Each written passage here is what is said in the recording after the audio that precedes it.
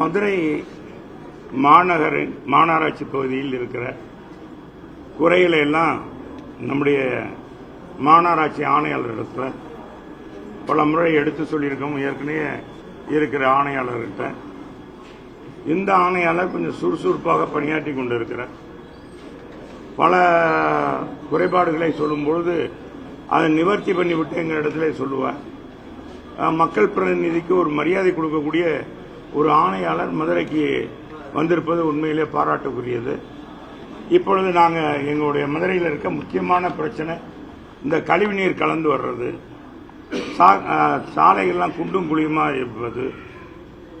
அதே மாதிரி அம்மாவுடைய அரசு கொண்டு வந்த அனைத்து வார்டுகளுக்கும் குடிநீர் 24 மணி நேரம் கொடுக்கிற அந்த பணி, குடிநீர் திட்டம், இல்லங்களில் தேவையான போது தண்ணி அளவு பிடிச்சு கொள்ளலான்ற மாண்புமிகு அண்ணன் எடப்பாடியாருடைய ஆட்சியில் புரட்சித் தலைவருடைய பிறந்த நாளில் அறிவிக்கப்பட்டு புயல் வேகத்தில் நடந்துட்டு இருந்துச்சு.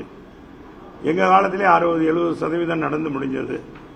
மீதி இருக்கிறது 2023 முடிக்கணும். அப்படின் போது பார்த்தீங்கன்னா ரொம்ப காலதாமதமாக இருந்தது. இதுக்கு முன்னால் இருந்த ஆணையாளர்த்தையும் நாங்கள் எடுத்து சொன்னோம், இந்த பணியை விரைவாக முடிச்சா சாக்கடையே கலக்காது, எல்லா வீட்டுக்கும் தூய்மையான குடிநீர் வந்துடும், அனைத்து வார்டுகளுக்கும் போதுமான, அனைத்து வார்டுகளில் இருக்கிற இல்லங்களுக்கு போதுமான அளவுக்கு தண்ணீரை எப்போ வேணாலும் பிடித்துக் கொள்ளலாம், வாரம் முழுவதும் வரும் தண்ணி, 365 நாளும் பிடித்துக் கொள்ளலாம்.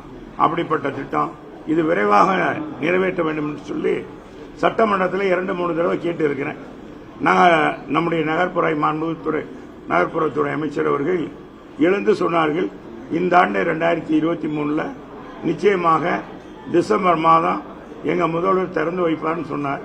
ஆனால் அடுத்த டிசம்பர் வரப்போகிறது. எனவே இதை கோடிட்டு காட்டும் போது நிச்சயமாக அங்கங்க சில பிரச்சனைகள், இடம் இருக்கிறதுல பிரச்சனை இருந்தது, அதனால மாற்றி செஞ்சதுனால காலதாமதம் ஆகிவிட்டது, சீக்கிரமே முடிப்போம்னு சொன்னாங்க. அந்த பணி எவ்வளவு தூரத்தில் நடக்கிறது? ஏன்னா 38 மேல்நிலை தொட்டி கட்டணும். ஏற்கனவே 44 மேல்நிலை தொட்டி இருக்கு.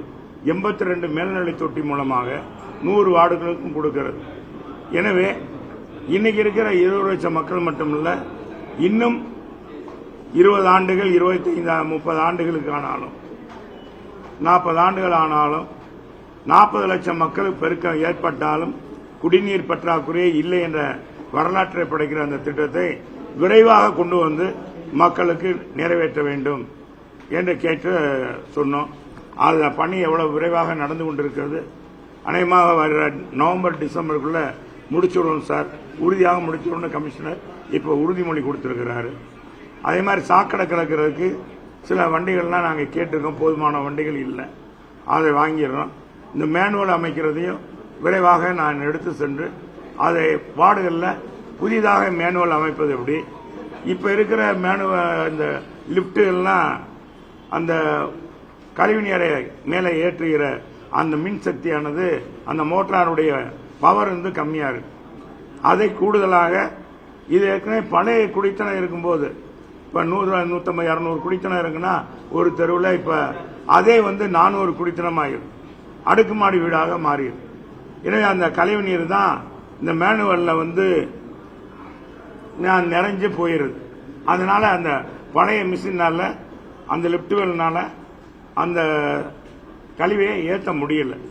எனவே இதையெல்லாம் மாற்றணும்னு சொன்னோம். அதுக்கான பணி நடந்துட்டு இருந்தாரு. அதே மாதிரி சாலைகள்லாம் சொல்லியிருக்கோம்.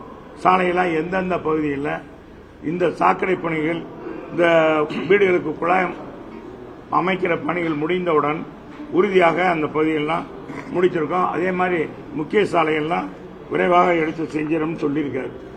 இது அப்புறம் மாடுகள், நிறைய மாடுகள் விபத்தை ஏற்படுத்துகிறது, நாய்கள் அதிகமாக இருக்கிறது, இதையெல்லாம் சொன்னோம். இதையெல்லாம் நான் விரைவாக அதுக்கான ஏஜென்சிலாம் அமைத்திருக்கேன் அப்படின்னு சொல்றாங்க.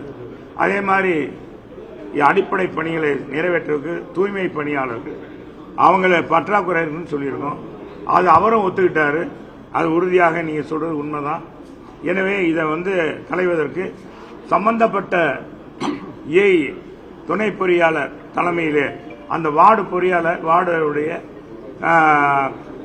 இன்ஜினியர் இடத்திலே கொடுத்து அவருக்கு தேவையான ஆட்களுக்கு எவ்வளவு பேர் என்னன்னு கேட்டு நான் எடுத்துக்கொள்கிறேன்.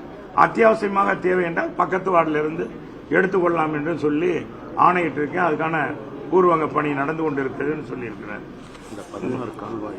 அதே மாதிரி மதுரையில் இருக்கிற நம்ம சொட்டதட்டி வாய்க்கால், நிலையூர் கால்வாய், சிந்தாமணி வாய்க்கால், இது போன்ற கால்வாய் எல்லாம் தூர்வாடுறதுக்கு நம்ம சொன்னோம். ஏற்கனவே தலைவர் வந்து அவர் பகுதியில் ஒரு நிலையூர் கால்வாய், சிந்தாமணி வாய்க்கால், சொட்டதட்டி வாய்க்கால் இதெல்லாம் மண் அடைச்சு நிறைய மண் செல்வந்தி போயிருக்கு. இதே அடப்பு இந்த கழிவு நீர் செல்ல முடியல, அது மழை நீரும் செல்ல முடியாம இருக்கு. இதெல்லாம் எடுப்பதற்கு 2 வண்டிகள் வாங்குவதற்கு இன்றைக்கு வாடகைக்காக வாங்குவது கோயம்புத்தூர்ல ஒன்றும், இன்னொரு என்ன குஜராத்ல இருந்து ஒரு வண்டியும் வாங்க நாங்க வந்து வாடகைக்கு வச்சிருக்கோம். டெண்டர் போட்டிருக்கோம், விரைவாக அதை வாங்கிறோம். வண்டி எடுத்து கொடுத்தீங்களா? நான் வந்து சூப்பர் செக்ஷன் மிஷின் என்னுடைய நிதியிலிருந்து என்னுடைய சட்டமன்ற உறுப்பினர் இருக்கும்போது அந்த நிதியிலிருந்து 57 லட்சம் ரூபாய் செலவில் அன்னைக்கு அந்த சூப்பர் செக்ஷன் மிஷின் வாங்கினேன். அதில் சில பழுது ஏற்பட்டு விட்டது.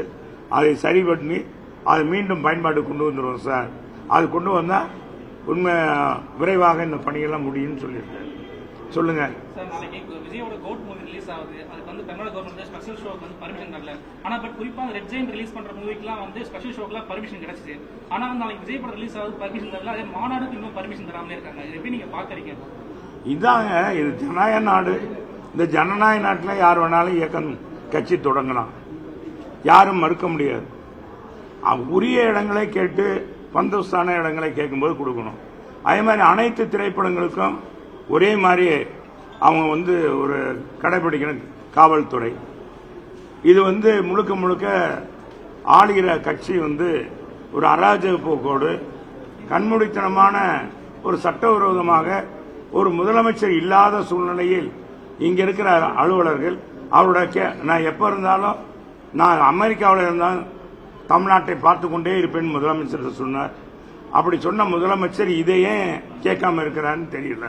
முழுமையாக என்ன என்று எனக்கு தெரியாது. எனவே நீங்க கேட்கறத வச்சு சொல்லிடுறேன், உறுதியாக கொடுக்கணும், கொடுத்துருவாங்கன்னு நான் நினைக்கிறேன். இல்லைங்க, சொல்ற கேளுங்க. ரசிகர்கள் வைத்து பொதுவாக ரசிகர்கள் மட்டும் கொண்டு ஒரு மக்களை ஒரு தமிழகத்தை ஆள்றதோ வைக்கிறதோ நடிகருக்கு முடியும்.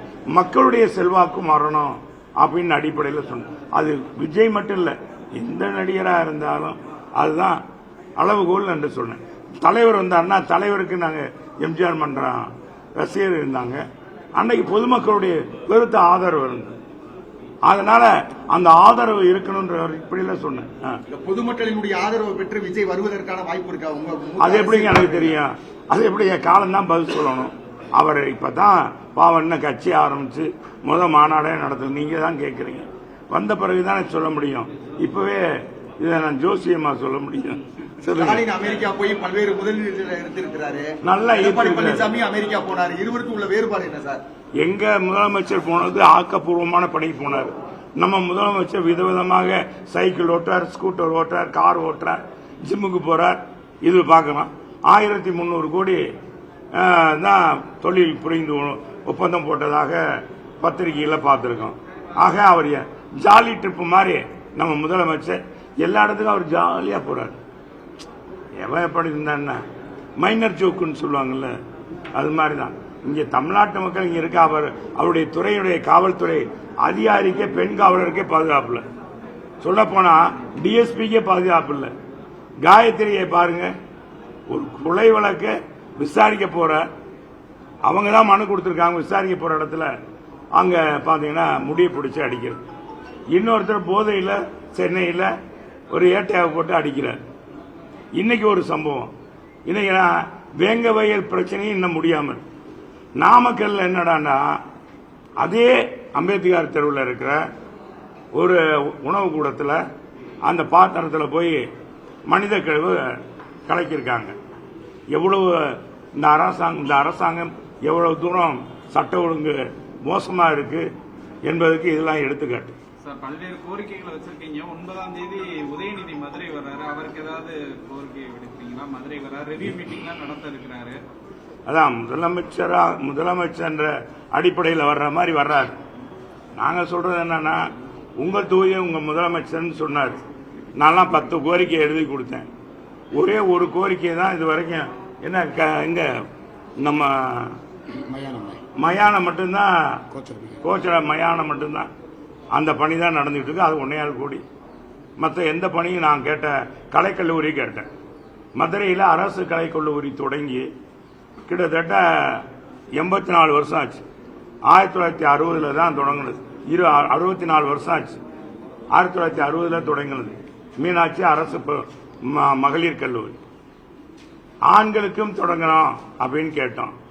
நம்ம உயர்கல்வித்துறை அமைச்சர் சொன்னார், என்கிட்ட நீங்க 10 வருஷம் அமைச்சரா இருந்தீங்க, நீங்க உங்க காலத்தில் கொண்டு வர முடியல, எங்க முதலமைச்சர் செய்வார்னு சொல்லி நான் கன்னி பேச்ச முத அந்த ஆட்சி தொடங்கும் போது பேசுனது.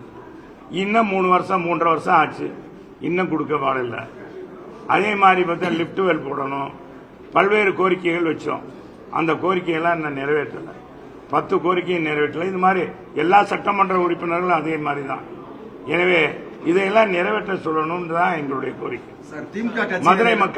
மதுரை மாநகராட்சிக்கு சிறப்பு நிதியாக எங்க அம்மா 250 கோடி கொடுத்தாங்க.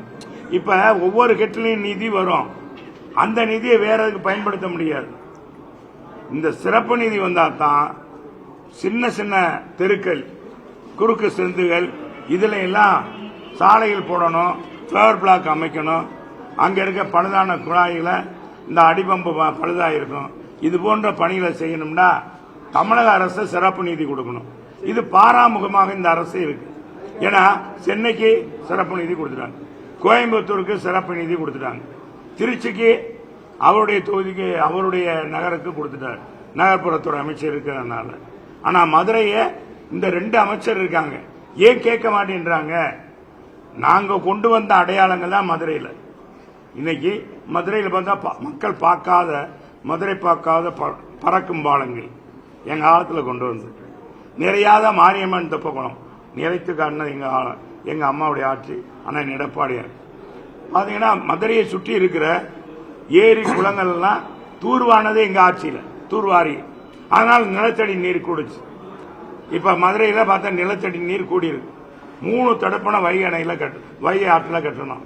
இதனால மதுரை மக்களுக்கு குடிநீர் பற்றாக்குறை இல்லாத அளவுக்கு ஆனது இல்லையா? அதே மாதிரி சாலை வசதி, எங்க வைகை ஆற்றில் இருபக்கம் சாலை வசதி செஞ்சு கொடுத்தோம். அதே மாதிரி ஆற்றுல தென்பகுதியும் வடபகுதியும் இணைக்கிற பாலம், கோரிப்பாளையம் பாலம் இப்ப இவங்க நடத்துறாங்க. இந்த பாலத்தை ஒதுக்கி இந்த இதுக்கு எல்லாம் செஞ்சது டிபிஆர் போட்டதெல்லாம் எங்களுடைய ஆட்சியில் 164 கோடி ரூபாய். இப்ப கூடுதலா நிதி ஒதுக்கி இருக்கலாம், ஏன்னா காலங்கள் வருஷம் கூட இல்லையா? அது அதே மாதிரி அப்போலோ பாலமும் நம்முடையதுதான். குருவிக்காரன் சாலம், ஓப்பலாப்படித்துறை பாலசாலம் முழுக்க கார்பரேஷனுக்கு வர வேண்டிய நிதி நம்ம இந்த பத்திரப்பதிவு பண்ணிடுறாங்க இல்லையா, வீட்டு வசதித்துறை, அதுல நமக்கு வர வேண்டிய 187 கோடி ரூபாய் அன்னைக்கு நான் பார்க்கும்போது அமைச்சராக இருக்கும்போது எங்களுக்கு கொடுங்கன்னு சொல்லி உடுமலை ராதாகிருஷ்ணன் அவருடைய அமைச்சராக இருக்கும்போது, அந்த வீட்டு வசதித்துறை அமைச்சராக இருக்கும்போது நான் கேட்டு வாங்கினேன். அந்த பாலம், அப்போலோ பாலம், குருவிக்காரன் சாலம் பாலம், நம்முடைய அமைச்சர் இன்னைக்கு இருக்கார மூர்த்தி, அந்த இதுல பாத்தீங்கன்னா 3 மாவட்டத்தில இருந்து அந்த இது வரைக்கும் இணைக்கிற பாலம். அது என்ன கடைசியில் திருப்பாலையெல்லாம் தாண்டி இந்த பக்கம் அது அதெல்லாம் நத்தம் பறக்கும் பாலம் சொல்லிட்டேன்ப்பா.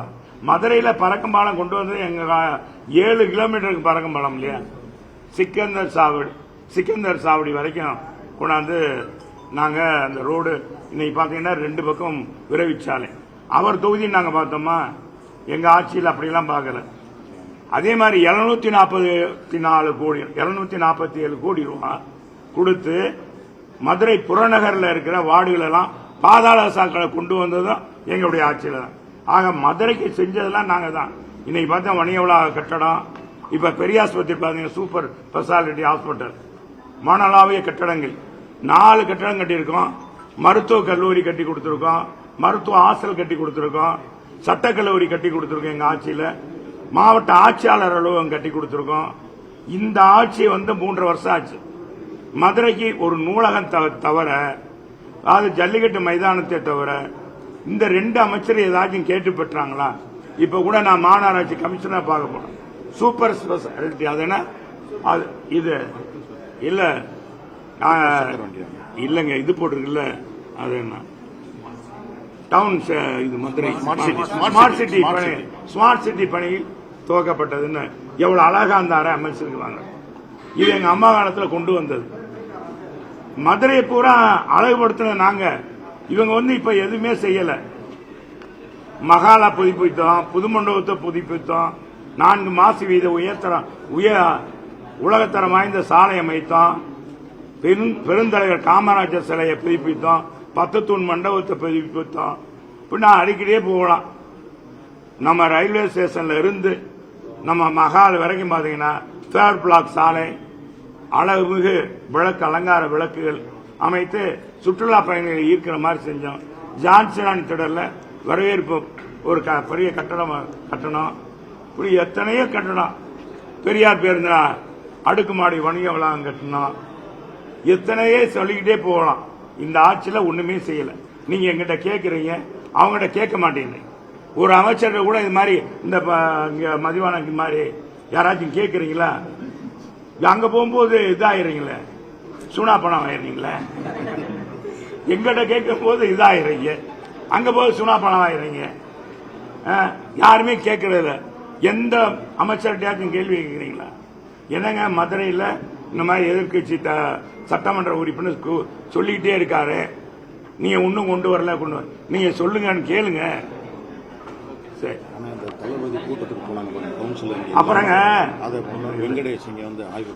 இது இன்னொரு முக்கியமானது. போன மாநகராட்சி கூட்டம் நடக்குது. எத்தனாம் தேதி? 28ஆம் தேதி. மாநகராட்சி கூட்டத்துக்கு திமுக மண்டல தலைவர் வரல, மாமன்ற உறுப்பினர்கள் வரல, நிலைக்குழு தலைவர்கள் வரல, யாருமே வரல. அப்புறம் மக்கள் பிரதிநிதி சொல்லிக்கிறதுக்கு என்ன? அந்த அவங்க கட்சி கூட்டம் அன்னைக்கு நடக்குது. ஒண்ணு அவங்க மேயர் தான் இருக்காரு.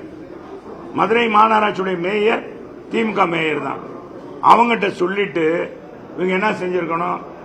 தேதி மாற்றி வச்சிருக்கோம். அந்த கூட்டத்தை, கட்சி கூட்டத்தை, திமுக கூட்டத்தை, மாவட்ட கழகம் நடத்துற கூட்டத்தை தள்ளி வச்சிருக்கணும். அதுவும் தள்ளி வைக்கல.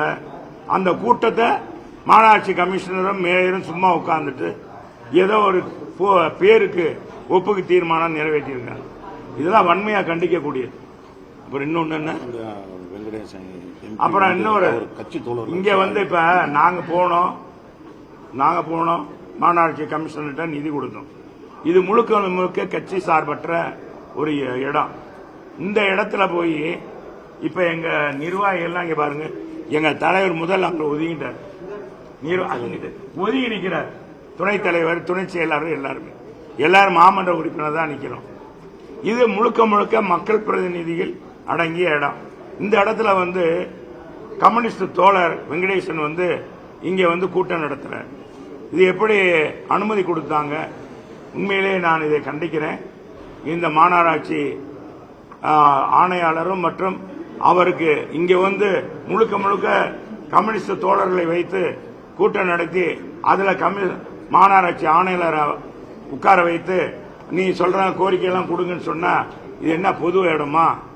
நிச்சயமாக இது தவறு. இது மாதிரி நாங்கெல்லாம் செஞ்சா அப்புறம் என்ன ஆகுது? அது மாதிரி செய்யக்கூடாது. பொது இடத்துல வெங்கடேசன் சொல்றாரு, அவர் கட்சி வளர்ந்திருக்கின்றார். வளர்ந்து பெரிய வளர்ந்துருச்சப்பா, கம்யூனிஸ்ட் வளர்ந்துருச்சு இல்ல அப்பா. வெங்கடேசன் என்னை பொறுத்தளவுக்கு அவங்க கொள்கை ரீதியாக இருந்தா நல்லதுதான். இன்னைக்கு அவங்க எப்படி இருக்காங்க? இப்ப கூட நன்றி சொன்ன போனார். எங்கேயோ ஒரு கம்யூனிஸ்ட் கொடி இருக்கும், ஒரு கொடி தம்பி, ஒரு கொடி இருக்கும், பூரா திமுக கொடி தான். அந்த இடத்துக்கு நான் வரமாட்டேன் கம்யூனிஸ்ட் தோழர்கிட்ட சொல்லிடுவேன். ஆக என்ன அர்த்தம்? ஆக இன்னைக்கு திமுகவுடைய சேராம சேர்ந்துட்டாங்க, அவ்வளவுதான். யாருமே எந்த எதிர்ப்பும் தெரிவிக்கிறது. இன்னைக்கு எத்தனை சம்பவங்கள், மாணவ செல்வங்க எல்லாம் போதைப் பொருளுக்கு அடிமையாயிட்டாங்க. நம்ம கனவாக நம்ம அப்துல் கலாம் என்ன சொன்னாரு? இந்திய நாடு வல்லரசு ஆகணும்னா இளைஞர் கையில இருக்குன்னு சொன்னார். ஆனா இன்னைக்கு வல்லரசு ஆகிறதுக்கான தமிழ்நாட்டு இளைஞர்கள் என்ன பங்கு ஆற்ற போறாங்கன்னு தெரியல. மதுரையில 100 வார்டுகளிலுமே பொதுமக்களுக்கு இலவச கழிப்பறைகள் 2 கழிப்பறைகளாவது கட்டி கொடுக்கணும்னு ஒருத்தர் கோரிக்கை மனு கொடுக்கிறார் மாவட்ட ஆட்சியர். மாநகராட்சியில இருந்து எங்கிட்ட அதுக்கான ஃபண்ட் இல்ல, ஒவ்வொரு வார்டுக்கும் 2 கழிப்பறை கட்டுறது கூட ஃபண்ட் இல்லைன்னு சொல்றாங்க. உண்மையிலேயே ஃபண்ட் இல்லதான். அதனாலதான் நாங்க சொல்றோம் இந்த மாதிரி திட்டங்கள்லாம் நிறைவேற்றணும்னா சிறப்பு நிதி கொடுக்கணும். சிறப்பு நிதி கொண்டு வந்தால்தான் புது கழிப்பிடங்கள் கட்டுவதற்கு கட்டி கொடுக்க வேண்டியது கடமை, மாநகராட்சியுடைய பணி. ஏற்கனவே முனிசிபாலிட்டியா இருக்கும்போதே கட்டி கொடுத்துருக்காங்க. அப்புறம் எங்க தலைவர் வரும்போது, அம்மா வரும்போது அதை கட்டி கொடுத்துருக்கோம். எனவே இதையெல்லாம் நிறைவேற்ற வேண்டுமானால் சிறப்பு நிதி 1000 கோடி ரூபாய் கேட்டிருக்கோம். நிச்சயமாக நான் பேசி அமைச்சர்கிட்ட பேசுறேன், வாங்குறேன் அப்படின்னு சொல்லியிருக்காரு நம்முடைய ஆணையாளர். அதை வாங்குவாரு. நம்ம நிச்சயமாக நம்புவோம். நம்பிக்கை தானே வாழ்க்கை. ரொம்ப நன்றி.